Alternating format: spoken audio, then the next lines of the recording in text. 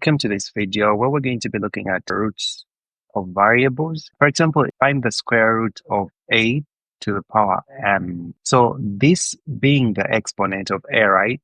So find out, is m divisible by 2? If it's divisible by 2, then the square root of a exponent m will be a m divided by 2. This is an example. If a is to the power 8 and they want you to get the square root of a to the power 8. 8 is divisible by 2, so this will give you a divided by 2, you get 4. Another example would be if you're given x exponent 10 and they ask you to find the square root of x exponent 10. Ask yourself, is 10 divisible by 2? Yes.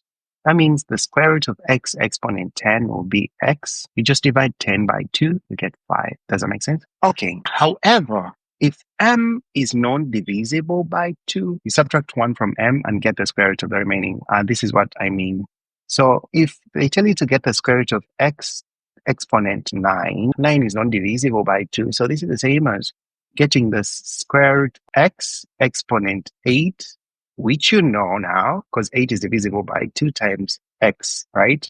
So this is the same as the square root of x exponent 8 times the square root of x, right? From my previous video, it will give you x 4 root x. So that's what you get. So let me give you another example, right? What if they give you p exponent 7, get the square root? So this is the same as subtracting 1 from 7 and writing the square root of p 6p, right? Because you're multiplying indices of the same base, if you remember that video, it's the same as p7 here. But I know the square root of p6, it's p3. So it's the same as writing it as p3 root p. Does that make sense? All right, guys. I'm going to create a part 2 of this video. See you in my next video. Hi guys, welcome to this video where we're looking at roots of variables.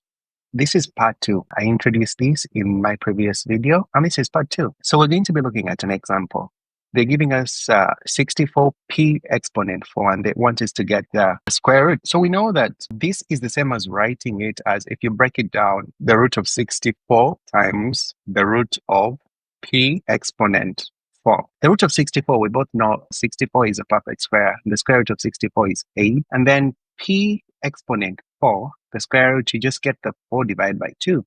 So this will be p squared. Okay, and this is the same thing. So if you break it down, this is the same as getting the root of 100 and multiplying it by the root of x squared, y squared. So these are our unknowns. I'm not worried about 100 because 100 is a perfect square. So the square root is 10. What about x squared? You see this 2 is divisible by 2. 2 divided by 2, you get 1.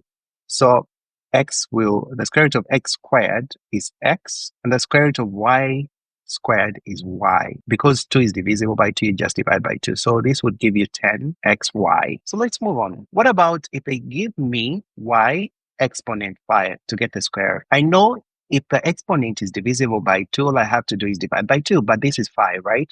So if I break my 5 down, this is the same as y times y exponent 4. I just need to get an exponent divisible by 2. But remember, if you're multiplying indices of the same base, you just add the exponent. So this is breaking it down, and this takes you back to this, right? So we're not doing anything different.